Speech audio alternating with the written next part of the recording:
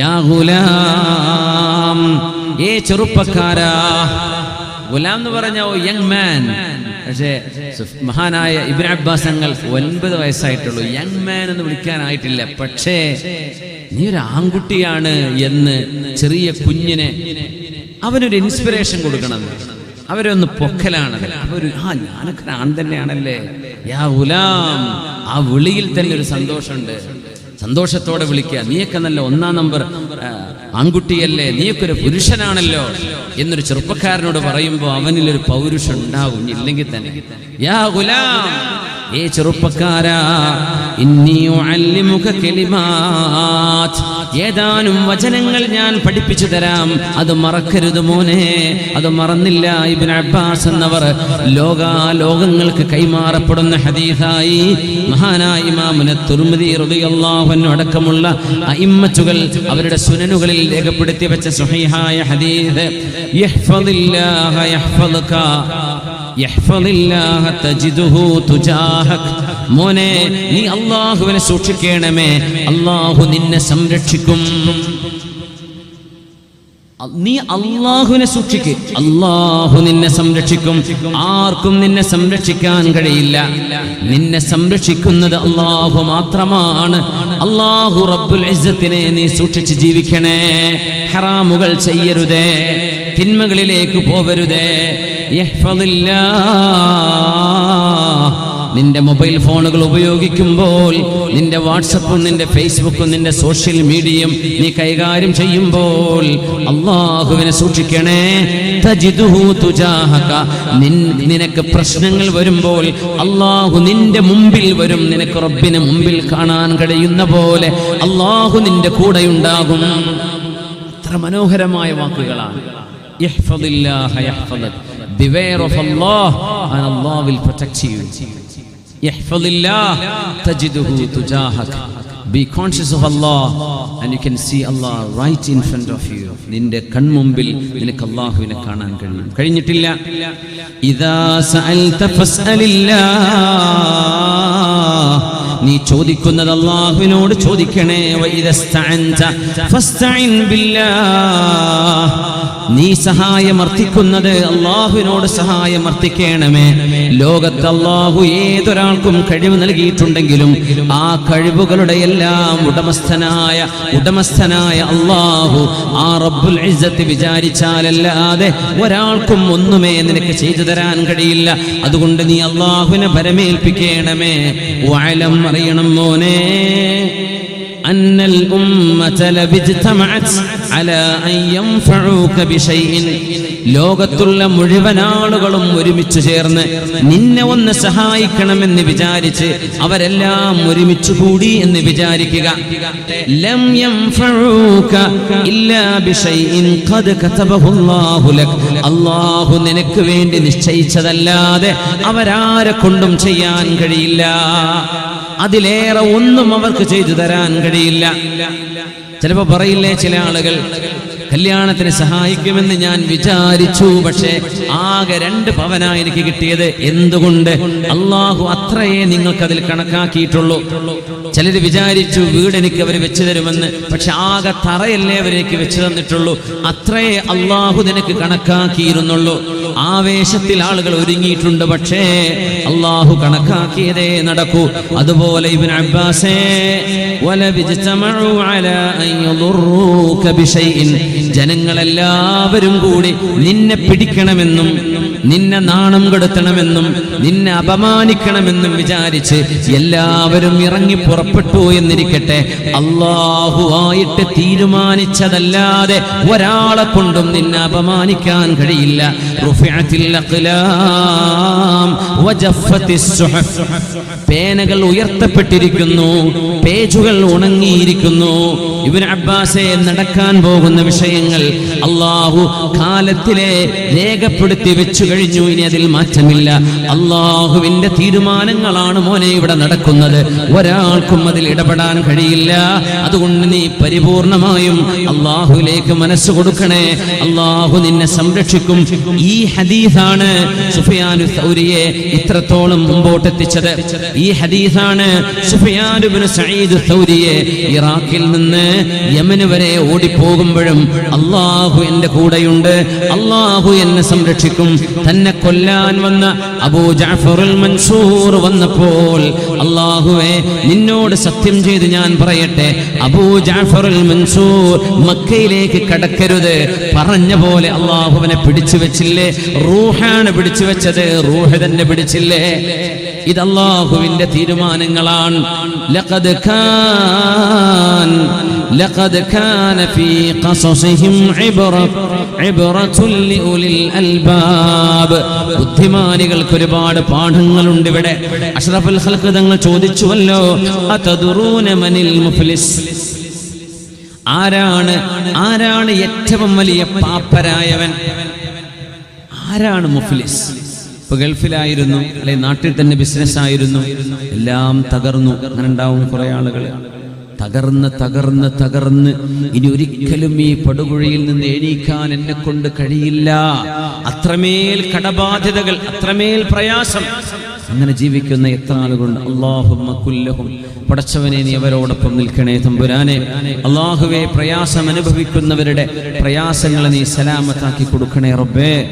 ചെയ്തു പോയ തെറ്റുകൾ നീ അവർക്കും ഞങ്ങൾക്കും മാപ്പ് നൽകണേ തമ്പുരാനെ.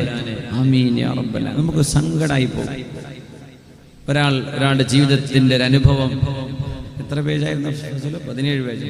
17 പേജ് എനിക്ക് എഴുതി തന്ന് അയാളുടെ ജീവിതത്തിന്റെ ഒരു ട്രാജഡി. സുബ്ഹാനല്ലാഹ്, ട്രാജഡി ആഫ്റ്റർ ട്രാജഡി, ഒന്ന് കഴിഞ്ഞാൽ മറ്റൊന്ന്. അങ്ങനെ ഭൂമിയിലും ആകാശത്തുമല്ലാതെ എല്ലാം നഷ്ടപ്പെട്ട്, കുടുംബവും സമ്പത്തും സമ്പാദ്യവും വലിയ മരമില്ലടക്കമുള്ളതൊക്കെ ഉണ്ട്, എല്ലാം നഷ്ടപ്പെട്ട് കുടുംബവും കൈയൊഴിഞ്ഞ് ഇനി എനിക്കാര് എന്ന് ചിന്തിച്ച് നടക്കുന്ന വളരെ ദയനീയമായ, എനിക്ക് തോന്നുന്നതിന് സമാനമായത് നമ്മുടെ നാടുകളിലൊന്നും കേട്ടിട്ട് പോലുമില്ല. അള്ളാഹു അദ്ദേഹത്തിന്റെ പ്രയാസങ്ങളിൽ അള്ളാഹു അദ്ദേഹത്തിന് സലാമത്ത് നൽകട്ടെ എന്ന് ദുആയിരക്കുകയാണ്. എത്ര പ്രയാസമുള്ള ആളുകൾ, എത്ര പ്രയാസമുള്ള ആളുകൾ. ആരാണ് മുഫ്ലിസ്? അവരാണോ പാപ്പരായവർ? ആരാണ് മുഫ്ലിസ് എന്ന് പറഞ്ഞാൽ? തീരെ ഫുലൂസ് ഇല്ലാത്ത ആള്, ഫുലൂസ് പറ്റ തീർന്നിട്ടുണ്ട് മുഫ്ലിസ്. അവര് പറഞ്ഞു, നബിയേ, ഞങ്ങളിൽ മുഫ്ലിസ് എന്ന് പറഞ്ഞാൽ മല്ലാ ദിർഹമ ഇൻദഹു വലാ ദീനാർ, ഒരു സ്വർണ്ണ നാണയമോ വെള്ളി നാണയമോ, അന്നത്തെ കറൻസി അതാണ്, അന്ന് നോട്ടില്ല, ദീനാർ ദിർഹം, ഇതൊന്നും കയ്യിലില്ലാത്ത പച്ചപ്പാവത്തിനാണ് ഞങ്ങൾ മിസ്കീനും ഫഖീറും മുഫ്ലിസും എന്നൊക്കെ പറയാം. ഞങ്ങൾ പറഞ്ഞു, എന്നാൽ ഞാൻ പറയുന്നത് പൈസയുടെ കാര്യമല്ല.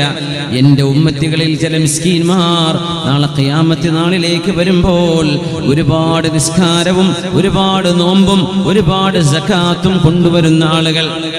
വലാകിൻ യഅതി വഖദ് ശതമ ഹാദാ, അവൻ വരുമ്പോൾ തന്റെ നാട്ടിലുള്ള ഒരുത്തനെ പറ്റി വേണ്ടാത്തത് പറഞ്ഞു വരത്തിയിരുന്നു, ഒരു പെണ്ണിനെ കുറിച്ച് പറയാൻ പാടില്ലാത്തത് പറഞ്ഞിരുന്നു, ഒരാണിനെ കുറിച്ച് പറയാൻ പാടില്ലാത്തത് പറഞ്ഞിരുന്നു. അടിപിടി കേസിൽ പ്രതിയാണ്.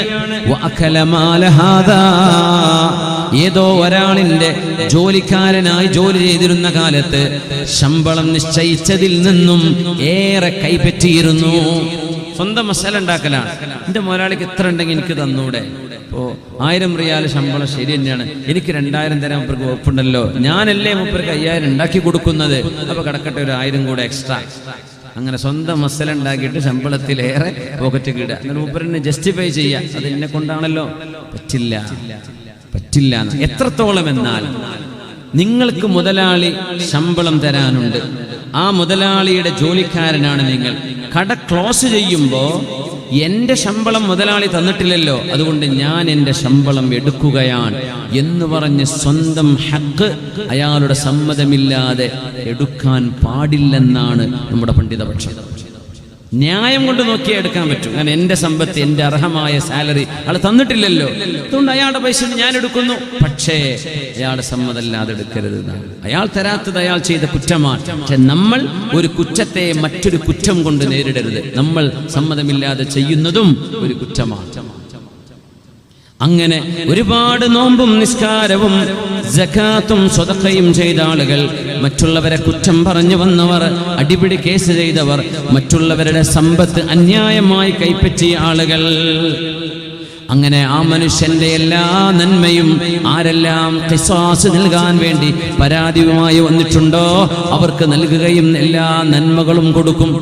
അല്ലാഹുവേ, എന്നെപ്പറ്റി മോശമായത് വാട്സപ്പിൽ വിട്ട ആളാണിവൻ, കൊടുക്ക് നിന്റെ സ്വതക്ക, നിന്റെ നിസ്കാരം, നിന്റെ തറാവി, കൊടുക്ക് നിന്റെ മജ്ലിസുന്നൂർ, കൊടുക്ക് നിന്റെ ദിക്ർ, കൊടുക്ക് നിന്റെ സ്വലാത്ത്.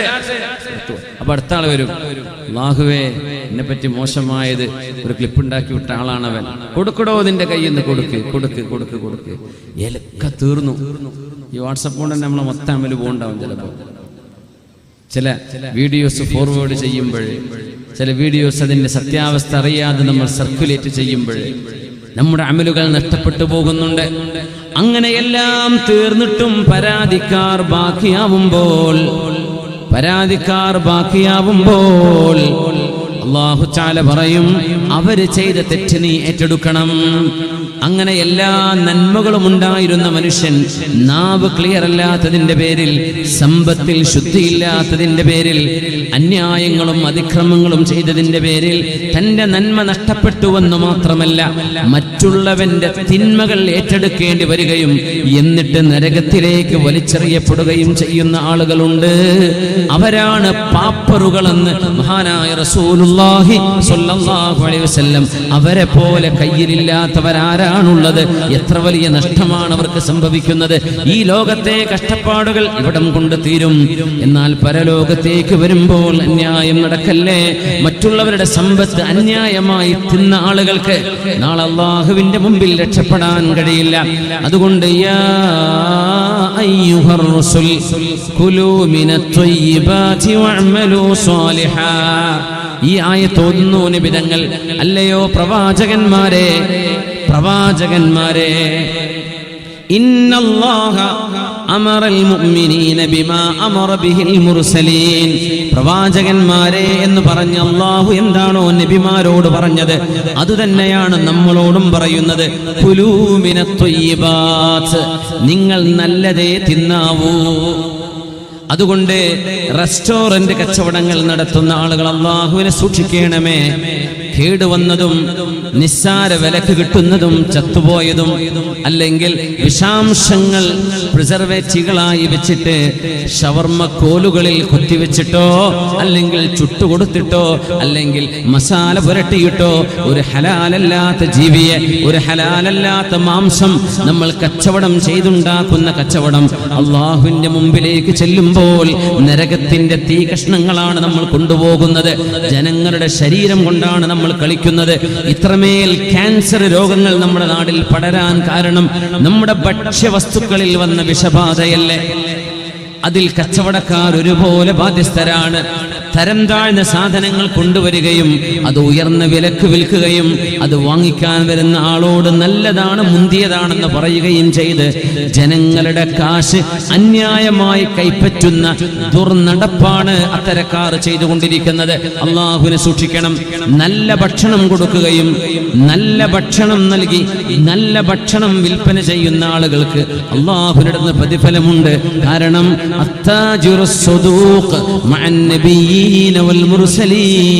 സത്യസന്ധമായി കച്ചവടം ചെയ്യുന്ന ആളുകൾ അംബിയാഇന്റെ കൂടെയാണെന്ന് പരിശുദ്ധ റസൂൽ സ്വല്ലല്ലാഹു അലൈഹി വസല്ലം. അറിയുമോ, അബുൽ മആലി അൽ ജുവൈനി റഹ്മത്തുള്ളാഹി അലൈഹി ഇമാമുൽ ഹറമൈൻ എന്നാണ് അറിയാം. ഇമാമുൽ ഹറമൈൻ അൽ ജുവൈനി റഹ്മത്തുള്ളാഹി അലൈഹി തന്റെ ബാപ്പ ഈ മഹാനായ പണ്ഡിതൻ ഈ കുഞ്ഞായിരുന്ന കാലത്ത് തന്റെ ഉപ്പ വളരെ സ്വാലിഹായ ആളാണ്, ദരിദ്രനായിരുന്നു. പക്ഷേ തന്റെ ഭാര്യയോട് പറയും, പെണ്ണേ, നമുക്ക് എത്ര കഷ്ടപ്പാടുണ്ടെങ്കിലും നമ്മുടെ വീട് എത്ര ചെറുതാണെങ്കിലും നമുക്ക് ഹലാലു മതി, ആരെയും വഞ്ചിച്ചത് നമുക്ക് വേണ്ട. അങ്ങനെ ഹലാലായ ഭക്ഷണമേ തന്റെ വീട്ടിലേക്ക് കൊണ്ടുവരൂ. തന്റെ പെണ്ണിനോട് പറയുമായിരുന്നു, പെണ്ണേ, നിന്റെ മുലപ്പാലല്ലാതെ ഈ കുഞ്ഞിന് ഒരാളും പാല് കൊടുക്കരുത്. അന്നൊക്കെ അറേബ്യയിൽ വെറ്റ് നഴ്സുകളുണ്ട്, കുഞ്ഞുങ്ങൾക്ക് പാല് കൊടുക്കുന്ന ജോലി ചെയ്യുന്ന പെണ്ണുങ്ങളുണ്ട്. അയൽവാസി പെണ്ണുങ്ങൾ കുഞ്ഞുങ്ങൾ കരയുമ്പോൾ അവർക്ക് കുഞ്ഞുങ്ങളുണ്ടെങ്കിൽ പാലുണ്ടെങ്കിൽ പാല് കൊടുക്കും. അങ്ങനെ ഒരു സ്വാഭാവികമായും 5 തവണ ഒരു കുഞ്ഞിന് വയറ് നിറയുമാർ 5 തവണ ഒരു കുഞ്ഞിന് പാല് കൊടുക്കുന്നതിലൂടെയാണ് മുലകുടി ബന്ധമുണ്ടാകുന്നത് 2 വയസ്സിൽ താഴെ പ്രായമുള്ള കുഞ്ഞുങ്ങൾക്ക്. എന്നാൽ 5 തവണയാവാതെ 1 or 2 തവണയൊക്കെ വളരെ കൂളായ ആളുകൾ ചെയ്യാറുണ്ട്. അല്ലാമ ഇമാമുൽ ഹറമൈൻ അബുൽ മആലി അൽ ജുവൈനി റഹ്മത്തുള്ളാഹി അലൈഹി അന്ന് ചെറിയ കുട്ടിയാണ്, പാല് കുടിക്കുന്ന കുഞ്ഞാണ്. ഭർത്താവ് പറയും പെണ്ണിനോട്, പെണ്ണേ, നീ കഴിക്കുന്ന ഭക്ഷണം ഹലാലാണെന്ന് എനിക്ക് ഉറപ്പുണ്ട്, എന്നാൽ നീയല്ലാത്ത ഒരാളും ഈ കുഞ്ഞിന് പാല് കൊടുക്കാൻ അനുവദിക്കരുത്. ഒരു ദിവസം തന്റെ വീട്ടിലേക്ക് ഒരു പെണ്ണ് വന്നു. ആ പെണ്ണ് വെറ്റ് നേഴ്സായിരുന്നു, കുഞ്ഞുങ്ങൾക്ക് പാല് കൊടുക്കുന്ന ജോലി ചെയ്യുന്നവരായിരുന്നു. മൂസാ നബി അലൈഹിസ്സലാമിന്റെ ചരിത്രത്തിൽ ഫറോവയുടെ കൊട്ടാരത്തിലേക്ക് അങ്ങനെ വെറ്റ് നേഴ്സായിട്ടാണ് മൂസാ നബി അലൈഹിസ്സലാമിന്റെ ഉമ്മ തന്നെ കടന്നു വരുന്നത്. മൂസാ നബിക്ക് പാല് കൊടുക്കാൻ അതിന് ഫറോവ കാശും കൊടുത്തിട്ടുണ്ടായിരുന്നു. എന്നതുപോലെ മഹാനായ അബുൽ മആലി ഇമാമുൽ ജുവൈനി റഹ്മത്തുള്ളാഹി അലൈഹി അന്ന് ആ വീട്ടിൽ കരയുകയാണ്. ഉമ്മയാണെങ്കിലോ അടുക്കളയിൽ ചെന്ന് ഗസ്റ്റായി വന്ന ഈ പെണ്ണിന് ഭക്ഷണം ഉണ്ടാക്കിക്കൊണ്ടും തിരക്കിലാണ്. ആ തിരക്കിനിടയിൽ കുഞ്ഞു വല്ലാതെ കരഞ്ഞപ്പോൾ ഈ കുഞ്ഞിനെടുത്ത് പാല് കൊടുത്തിട്ടുണ്ടായിരുന്നു ആ പെണ്ണ്. പെട്ടെന്ന് വീട്ടുകാരി പെണ്ണ് ഇമാം ജുവൈനിയുടെ ഉമ്മ ഓടി വന്ന് കാണുമ്പോൾ കുഞ്ഞിന്റെ കരച്ചിൽ നിന്നിട്ടുണ്ട്. എന്തേന്ന് ചോദിച്ചു. ഞാൻ ആ കുഞ്ഞിന് പാല് കൊടുത്തു എന്ന് കൂളായി പറഞ്ഞപ്പോ ആ ഉമ്മ ദേഷ്യത്തോടുകൂടെ പറഞ്ഞു, എന്റെ ഭർത്താവ് 1 തവണയല്ല 1000 തവണ എന്നോട് പറഞ്ഞിരുന്നു, ഈ കുഞ്ഞിന് ഹലാലല്ലാത്തത് കൊടുത്തേക്കരുതേ, നീയല്ലാതെ ഒരാളും ഈ കുഞ്ഞിന് പാല് കൊടുക്കരുത്. പക്ഷേ സംഭവിച്ചു പോയി, ഇനി അതെടുക്കാൻ കഴിയില്ലല്ലോ. അല്ലാമ ജുവൈനി തങ്ങൾ നല്ല ഖണ്ഡന പ്രസംഗം നടത്തുന്ന ആളായിരുന്നു, യുക്തിവാദികളുമായി സംവദിക്കുന്ന ആളായിരുന്നു, ബിദ്അത്തുകാരോട് സംവദിക്കുന്ന മഹാപണ്ഡിതനായിരുന്നു. ഇമാമുൽ ഹറമൈൻ അൽ ഇമാമുൽ ജുവൈനി റഹ്മത്തുള്ളാഹി അലൈഹി അങ്ങനെ സംവാദം നടക്കുന്നതിനിടയിൽ മഹാനവറുകൾക്ക് വിക്ക് വരും, വാക്കുകൾ കൃത്യമായി വരില്ല, ഇടയ്ക്ക് നാവിങ്ങനെ പെടക്കും, പറയാൻ കഴിയില്ല. അങ്ങനെ മഹാനവറുകൾ പറയുമായിരുന്നു, എന്റെ നാവിന് വന്ന ആ പിഴവ് എന്റെ ഉമ്മ അന്ന് എനിക്ക് പാല് തരേണ്ട നേരത്ത് ആ പെണ്ണെനിക്ക് പാല് തന്ന പാലിന്റെ അംശം കൊണ്ടാണ് എന്റെ നാവിനിത് സംഭവിക്കുന്നത് എന്ന് അല്ലാമത്തുൽ ജുവൈനി റഹ്മത്തുള്ളാഹി അലൈഹി അത്രയും സംശുദ്ധമായ ഒരു പാരമ്പര്യത്തിലൂടെ വന്നപ്പോൾ ഒരു പിഴവിന്റെ കാരണം പെട്ടെന്ന് ഐഡന്റിഫൈ ചെയ്യാൻ പറ്റി. നമ്മൾ ഒരുപാട് പിഴവുകളിലൂടെ ഉഴലുമ്പോൾ നമുക്കറിയുന്ന പോലുമില്ല എവിടെയാണ് പിഴവെന്ന്. ഇമാം ജുവൈനി തങ്ങൾ പറയും, വേണ്ടില്ലായിരുന്നു ആ ഉമ്മ എനിക്ക് എന്റെ ഉമ്മയല്ലാത്ത ഒരാൾ പാല് തരേണ്ടതില്ലായിരുന്നു.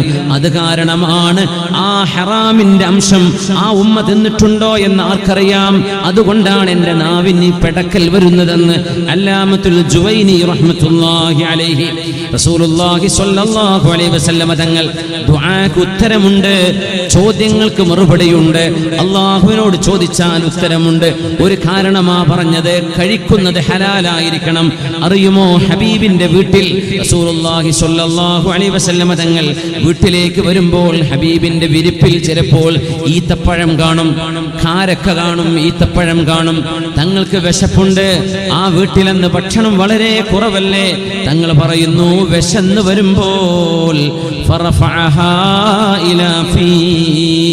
അല്ലാഹുവിന്റെ റസൂലിന്റെ വായിലേക്ക് വിശന്നിരിക്കുന്ന ഹബീബായ നബി തങ്ങൾ ആ ഈത്തപ്പഴം തിന്നാൻ വേണ്ടി വായിലേക്ക് വെക്കുമ്പോൾ തങ്ങൾ പറയും, എനിക്ക് ഓർമ്മ വരും, ഒരുപക്ഷേ ഈ കാരക്ക, ഈ ഈത്തപ്പഴം സകാത്ത് കൊണ്ടുകൊടുത്ത ഈത്തപ്പഴത്തിന്റെ സകാത്തായി കൊടുത്ത സകാത്തിലെ ഈത്തപ്പഴത്തിൽ നിന്ന് വല്ലതും എന്റെ വീട്ടിൽ വീണുപോയതായിരിക്കാം.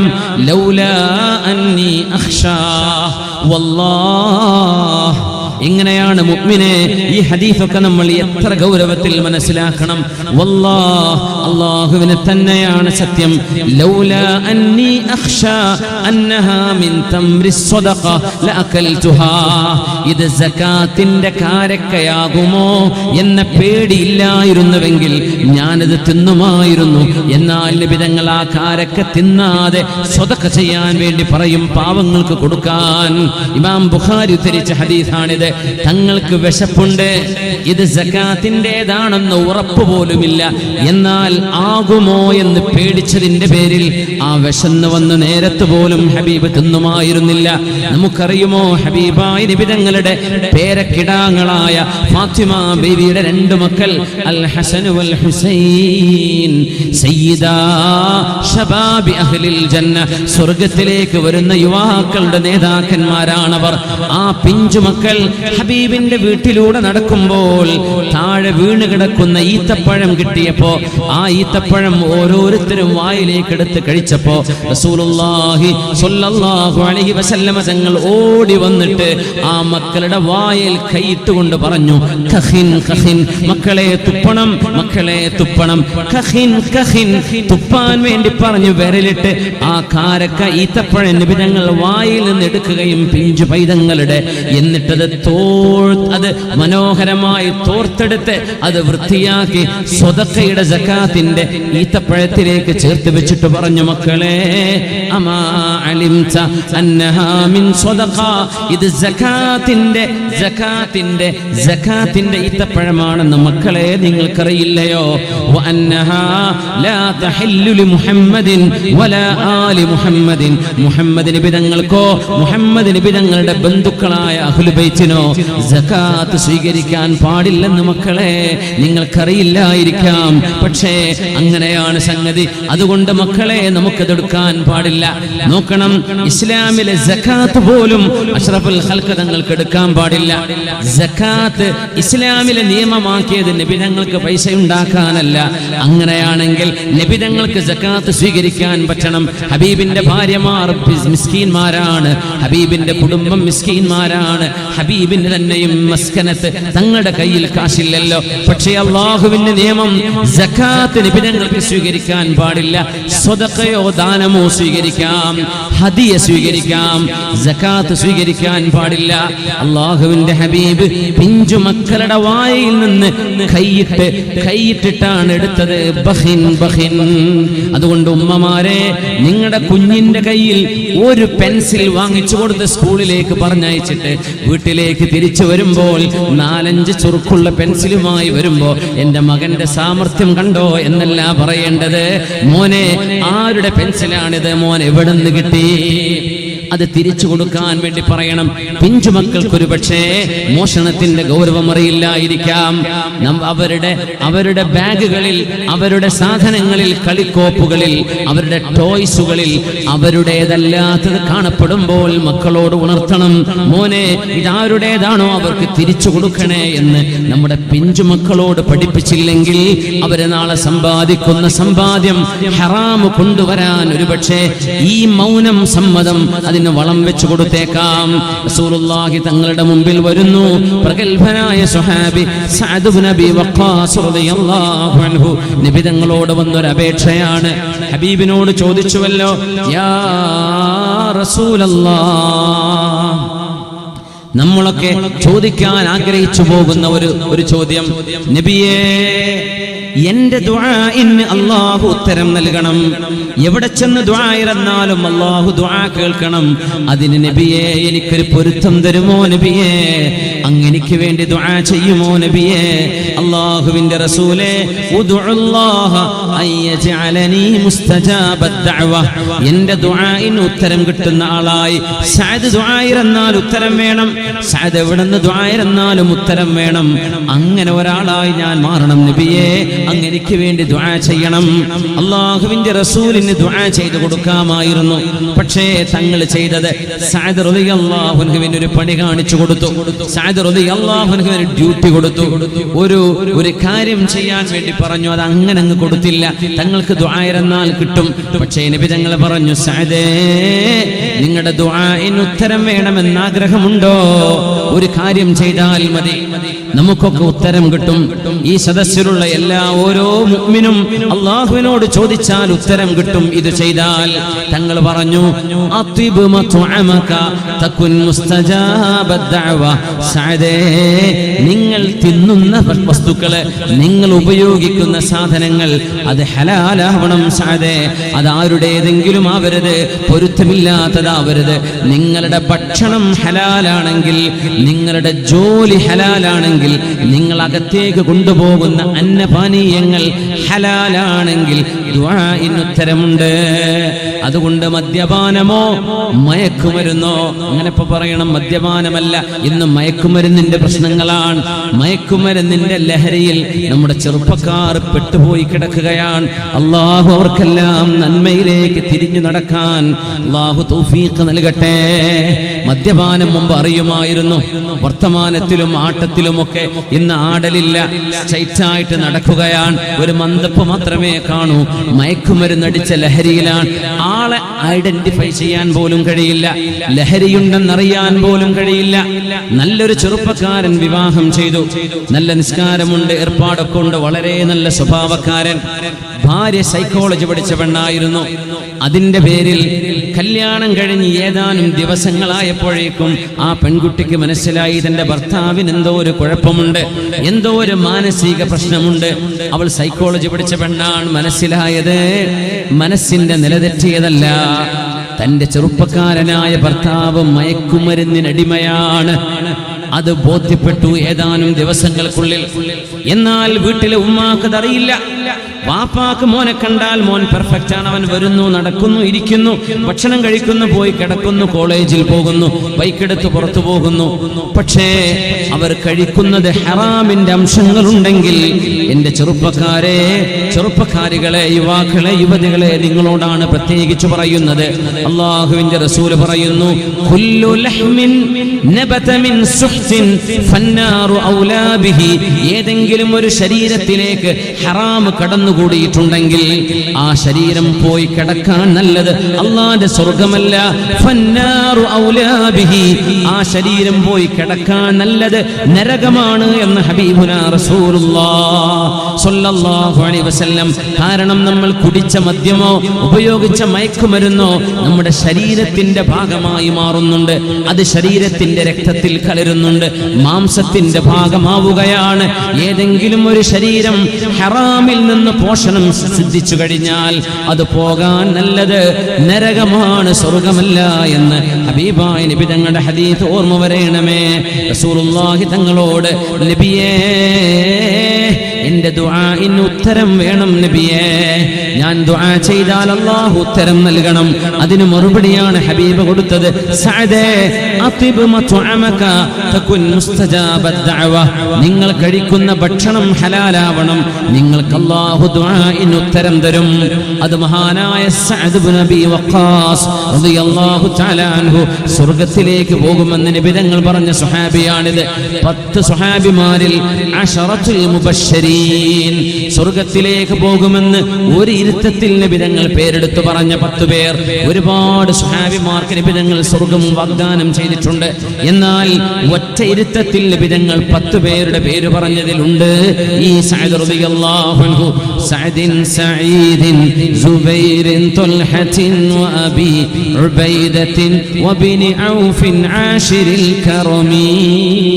ഇമാമുനാ ബൂസീരി തങ്ങൾ ബുർദയുടെ അവസാന ഭാഗങ്ങളിൽ ഈ 10 സ്വഹാബിമാരെ കുറിച്ച് പറയുന്നുണ്ട്. ثم الرضا عن أبي بكر وعن عمر وعن علي وعن عثمان ذي الكرم مولاي صل وسلم دائما أبدا على حبيبك خير الخلق كلهم. ഇത് രേഖപ്പെടുത്തിയ ഇമാമുന ബൂസീരി തങ്ങളുടെ മഖാം ഈജിപ്തിലാണ്, അലക്സാൻഡ്രിയയിൽ. ഇവിടെ സിയാറത്ത് ചെയ്യുമ്പോൾ തൊട്ടിപ്പുറത്തുണ്ട് മഹാനായ ഷാദുലി ത്വരീഖത്തിന്റെ പ്രഗൽഭനായ പണ്ഡിതൻ മഹാനായ അബുൽ അബ്ബാസുൽ മുർസി റഹ്മത്തുള്ളാഹി അലൈഹി. ഈ രണ്ട് മഹാന്മാരും തൊട്ടടുത്ത അലക്സാൻഡ്രിയയിൽ ഈജിപ്തിലെ ഖൈറോവിൽ നിന്ന് 400 കിലോമീറ്റർ അപ്പുറത്ത് ഇമാം ബൂസീരി തങ്ങളുടെ മഖാം, അവിടെ ബുർദയുടെ വചനങ്ങൾ എഴുതിയിട്ടുണ്ട്. അവിടെ ചെന്ന് നല്ലൊരു ബുർദയൊക്കെ ചൊല്ലി ആ മഖാമിന് ദുആ ചെയ്യുമ്പോൾ ദുആഇന് ഉത്തരം മുജറബാൻ. നാട്ടുകാർ പറയും ഇവിടെ ദുആഇന് ഉത്തരമുണ്ട് ഈ മഹാന്റെ ഹളറത്തിൽ. ഈജിപ്തുകാരനായ അലക്സാൻഡ്രിയക്കാരനായ ഇമാമുന ബൂസീരി റഹ്മത്തുള്ളാഹി അലൈഹി അവരുടെ വാക്കുകളാണ് ഈ ബുർദ എന്ന് പറയുന്നത്. ثم الرضا عن أبي بكر وعن عمر ثم الرضا عن أبي بكر وعن عمر وعن علي وعن عثمان ذي الكرم مولاي صل وسلم دائما أبدا على حبيبك خير الخلق كلهم سعد زبير طلحة وأبي عبيدة وابن عوف عاشر الكرم مولاي صل وسلم دائما أبدا حبيبك خير الخلق كلهم يا ربي بالمصطفى بلغ مقاصدنا واغفر لنا ما مضى يا واسع الكرم مولاي صل وسلم دائما أبدا على حبيبك خير الخلق كلهم مولاي ഞങ്ങളുടെ ഉടമസ്ഥനായ അല്ലാഹുവേ സ്വല്ലി വസല്ലിം സ്വലാത്തും സലാമും വർഷിക്കണമേ ദായിമൻ അബദൻ എന്നെന്നും അലാ റസൂലിക അലാ ഹബീബിക നിന്റെ മെഹബൂബായ നബിയുടെ മേൽ സ്വലാത്തും സലാമും വർഷിക്കണമേ അലാ ഹബീബിക ഖൈറിൽ ഖൽഖി കുല്ലിഹിം എല്ലാ സൃഷ്ടികളെക്കാളും ശ്രേഷ്ഠമായവരല്ലയോ മുഹമ്മദ് മുസ്തഫ സ്വല്ലല്ലാഹു അലൈഹി വസല്ലം. അതാണ് നമ്മൾ ജവാബായിട്ട് ചൊല്ലുന്നത്. മുമ്പൊക്കെ വഅലിന് ബുർദയുടെ വരികൾ ഓതിയിട്ടാ വഅല് തുടങ്ങുക. എന്നതൊക്കെ പോയില്ലേ? അതൊരു വലിയ ബറക്കത്താണ്.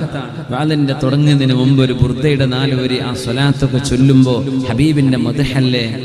സുബ്ഹാനല്ലാഹ്.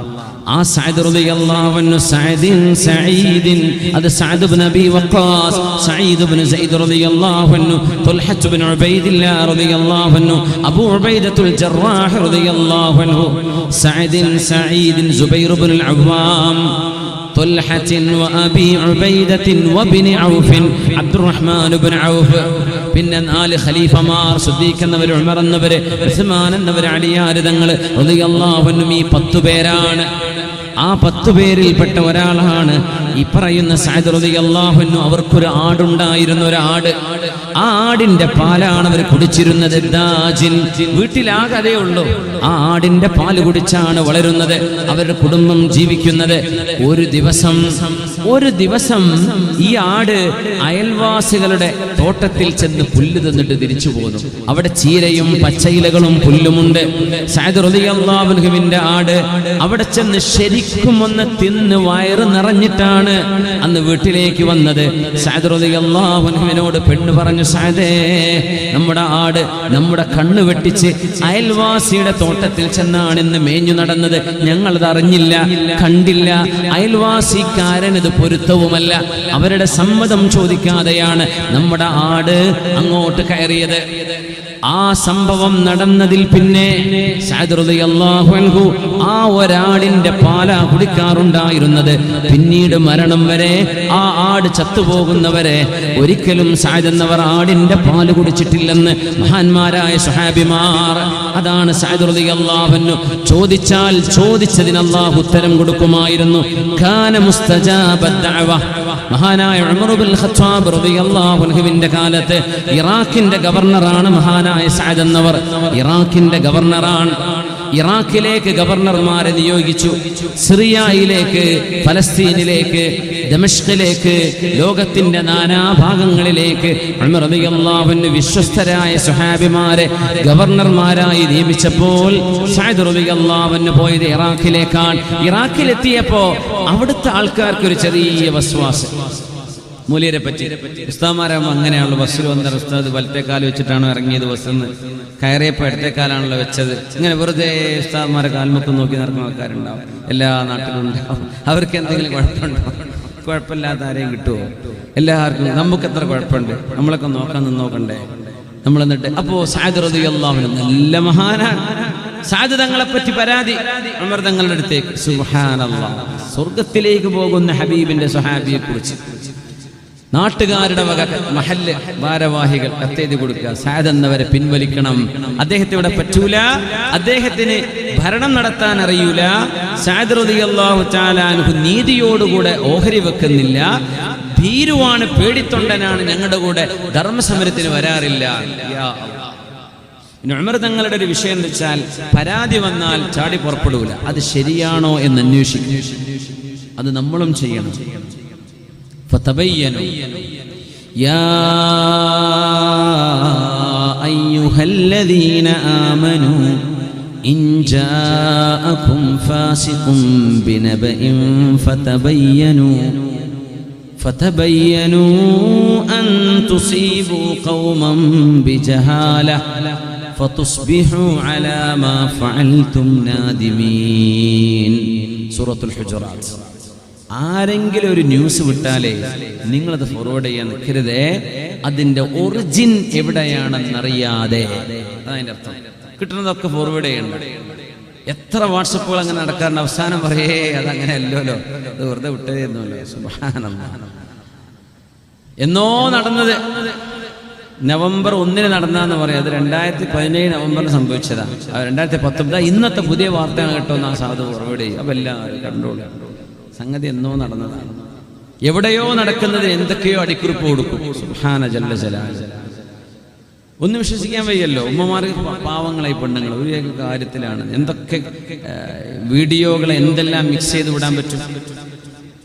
തബയ്യനു, നിങ്ങൾ ഉറപ്പുവരുത്തണം. സുലൈമാൻ നബി അലൈഹിസ്സലാമിന്റെ ഹുദ്ഹുദ് പക്ഷി, വുഡ് പെക്കർ, ഹൂപ്പു, ല്ലേ, ഹൂപ്പോ. ഇന്നി വജദ്തു ഇംറഅതൻ തംലികുഹും വഊതിയത് മിൻ കുല്ലി ശൈഇൻ വലഹാ അർശുൻ അദീം. സുലൈമാൻ നബി അലൈഹിസ്സലാമിന്റെ ഹൂപ്പോ, ആ മരംകൊത്തി പക്ഷി. സുലൈമാൻ നബിയെ യമനിൽ ഭരണം നടത്തുന്ന ഒരു പെണ്ണിനെ ഞാൻ കണ്ടു. അവൾക്ക് അധികാര പീഠമുണ്ട്, എല്ലാ സൗകര്യങ്ങളുമുണ്ട്. വജത്തുഹാ വഖൗമഹാ യസ്ജുദൂന ലിശ്ശംസി മിൻ ദൂനില്ലാഹ്. ഷീബ രാജ്ഞിയും അവരുടെ നാട്ടുകാരും അല്ലാഹുവിനെ വണങ്ങാതെ സൂര്യനെ ആരാധിക്കുന്നവരാണ്. വസയ്യന ലഹുമുശ് ശൈത്വാനു അഅമാലഹും. അവർ ചെയ്യുന്ന പ്രവൃത്തി ശരിയാണെന്ന് പിശാച് അവരെ തെറ്റിദ്ധരിപ്പിക്കുകയും ചെയ്തിട്ടുണ്ട്. ഫസദ്ദഹും അൻ സബീലി ഫഹും ലാ യഹ്തദൂൻ. ഈ ായിട്ടാണ് ഹുദ്ഹുദ് പക്ഷി വന്നത്. സുലൈമാൻ നബി അലൈഹിസ്സലാം എന്തു പറഞ്ഞു? ഖാല സനൻദുറു അസ്വദഖ്ത അം കുൻത മിനൽ കാദിബീൻ. ഹുദ്ഹുദ് പക്ഷിയെ, നീ പറഞ്ഞത് സത്യമാണോ നുണയാണോ എന്ന് ഞാനൊന്ന് പരിശോധിക്കട്ടെ, എന്നിട്ട് തീരുമാനം പറയാം. അതാണ് നബിയുല്ലാഹി സുലൈമാൻ അലൈഹിസ്സലാം. നമ്മൾ ഓരോരുത്തരും അങ്ങനെ ശ്രദ്ധിക്കേണ്ട വിഷയമാണ്. റൂമറുകൾ സ്പ്രെഡ് ചെയ്യരുത്, അത് വലിയ കുറ്റമാണ്. ഖീല വഖാൽ, ആര് പറഞ്ഞു? അഡ്രസ് ഇല്ല. എവിടെ നിന്ന് കിട്ടി? ആരും, അങ്ങാടിയിലെ പാട്ടാണല്ലോ. ഈ പാട്ട് ആരാ പാടുന്നത്? ആരും, ഒറ്റ പാട്ടുകാരനുമില്ല. അങ്ങാടി പാട്ടാണല്ലോ എന്ന് പറയും. ആരായി പാടുന്നത് അങ്ങാടിയിൽ? ആർക്കും ഒരു തുമ്പും വാലും ഇതിന് കൊടുക്കാനില്ല. അത്തരം വാർത്തകൾ ഒരു മുസ്ലിം പറയരുത്, എടുത്തുദ്ധരിക്കരുത്, ആർക്കും ഫോർവേഡ് ചെയ്യരുത്. നമുക്ക് നിയമമാണ് ഇസ്ലാമിന്റെ നിയമമാണ്. അഡ്രസ് ഇല്ലാത്ത വാർത്തകൾ പറയരുത്. സഅദ് റളിയല്ലാഹു തആല അൻഹുവിന്റെ വിഷയത്തിൽ ഉമർ റളിയല്ലാഹു അൻഹു തീരുമാനമെടുക്കാൻ പോകുന്നു.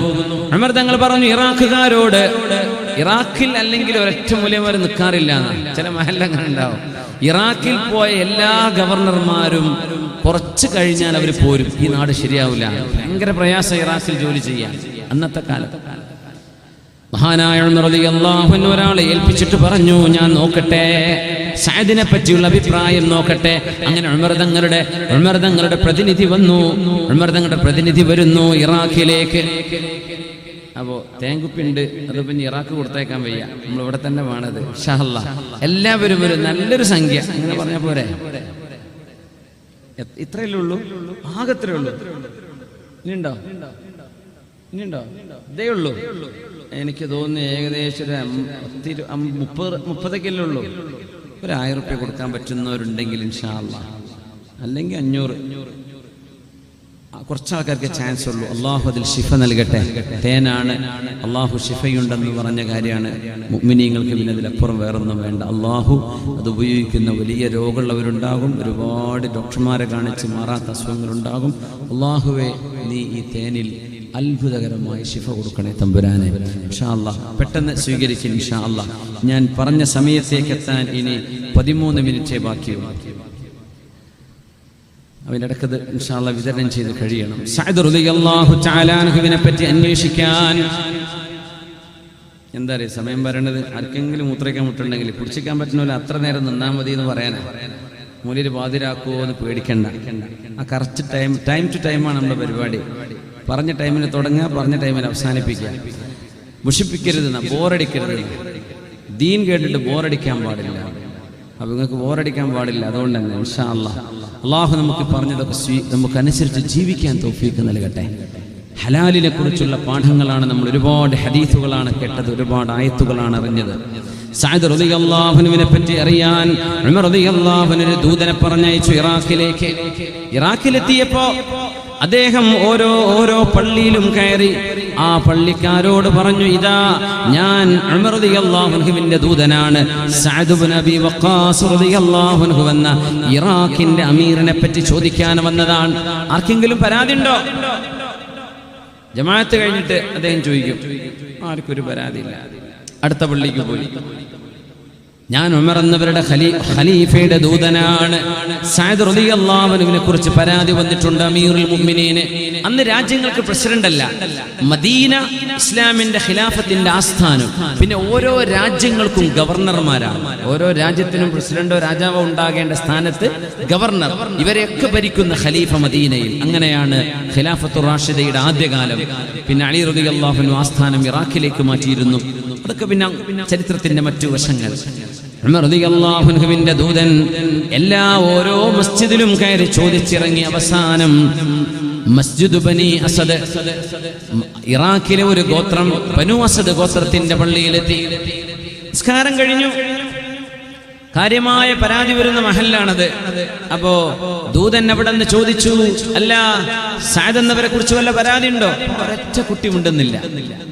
ഞങ്ങൾക്കൊരു പ്രശ്നമില്ല, ഒരു പരാതിയില്ല, ഒന്നും. ഉറപ്പല്ലേ? ഇല്ല എന്ന് പറഞ്ഞിന് വേറെ പരാതി വരരുത്.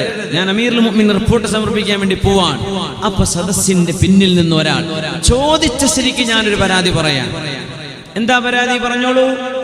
ഈ സഅദ് അമാ ഇൻ സഅൽതനാ ബില്ലാഹ് ഫലാ ബുദ്ദ അൻ നസ്ദുഖക, ചോദിച്ചത് കൊണ്ട് പറയാണ്, സത്യം പറയാണ് എന്ന് പറഞ്ഞു. ഒരാൾ പറയണ നുണയാണ്, എന്നിട്ടാണ് പറഞ്ഞ ഞാൻ സത്യം പറയാണ്. എന്നിട്ട് എന്ത് പറഞ്ഞു? സഅദ് അമാ ഇന്ന സഅദൻ ലാ യഖ്സിമു ബിസ്സവിയ്യ, ജനങ്ങൾക്ക് കൊടുക്കേണ്ട റേഷൻ എല്ലാവർക്കും ഒരുപോലെ കൊടുക്കേണ്ടത് ഏറ്റക്കുറച്ചിലുണ്ടാകാറുണ്ട്, എല്ലാവർക്കും ഒരുപോലെ കൊടുക്കുന്നില്ല. വലാ യഅദിലു ഫിൽ ഖദിയ്യ, ഇവിടെ പ്രശ്നങ്ങൾ വരുമ്പോൾ നീതി പഠിപ്പിക്കേണ്ട സ്ഥാനത്ത്, നീതി സ്ഥാപിക്കേണ്ടിടത്ത് സഅദ് റളിയല്ലാഹു അൻഹു നീതി ഉണ്ടാകാറില്ല. സ്വഹാബിനെ പറ്റി പറഞ്ഞ നീതി ചെയ്യൂല. പിന്നെ പറഞ്ഞു വലാ യഖ്റുജു ഫിസ്സരിയ്യ, ആള് പേടിത്തൊണ്ടനാണ്. ഒരു യുദ്ധം ഉണ്ടായാൽ സഅദ് എന്നവരോട് ഇരിക്കും, ഞങ്ങളൊക്കെ പോയിട്ട് യുദ്ധം ചെയ്ത് വരലാണ്. നുണയാണ് അയാളെ പറഞ്ഞത്. സഅദ് തങ്ങൾക്ക്, നമുക്കുണ്ടല്ലോ അങ്ങനെ ഈ കണ്ണടച്ചിരുട്ടാക്കുന്ന വർത്താനം കേട്ടാൽ ഒരു സങ്കടം വരാൻ. എന്താ ചെയ്യപ്പെടച്ചവനെ? ആളുകൾ മൊത്തം നമ്മളെ തെറ്റിദ്ധരിക്കുന്നു. നമുക്കറിയാം, അള്ളാഹു അറിയാം ആ വിഷയം അങ്ങനെയല്ല. മനുഷ്യന്മാര് പറഞ്ഞാൽ കേൾക്കൂലല്ലോ. ആളുകൾക്ക് ഈ പ്രശ്നേ സമാധാനത്തിന് പറയും. ആളുകളുടെ പ്രകൃതി അങ്ങനെയാ. ഒരാൾക്കൊരു കുഴപ്പമൊന്നുമില്ല, ആൾ ഓക്കെയാണ് എന്ന് പറഞ്ഞു കേൾക്കാൻ നമ്മൾ ഇഷ്ടപ്പെടുന്നില്ല. നമ്മളെന്ന് പറഞ്ഞാൽ ഇബ്ലീസ് മനസ്സിലുള്ളവരിട്ടോ, നമ്മളൊക്കെ അങ്ങനെയാണല്ലോ. അള്ളാഹു നമ്മളൊക്കെ നന്നാക്കി തരട്ടെ.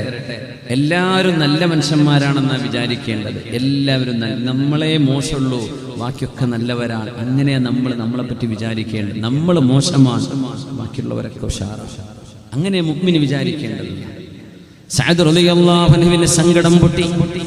സഅദ് റളിയല്ലാഹു അൻഹു ഹബീബായ നബി തങ്ങളുടെ കൂടെ ഉഹദിൽ യുദ്ധം നടക്കുമ്പോൾ നബി തങ്ങളുടെ കൂടെയുള്ള സ്വഹാബിമാർ ചിന്നിച്ചിതറിയോടിയപ്പോ മഹാനായ ഹബീബ് സല്ലല്ലാഹു അലൈഹി വസല്ലം ഉഹദ് മലയുടെ ഒരു പാറയുടെ ഒരു കട്ടുണ്ടായിരുന്ന ഒരു പാറയുടെ ഒരു എന്താ പറയാ, 2 പാറക്കഷ്ണങ്ങൾ വിടർന്നു നിൽക്കുന്ന ഒരു ഇടയുണ്ട്.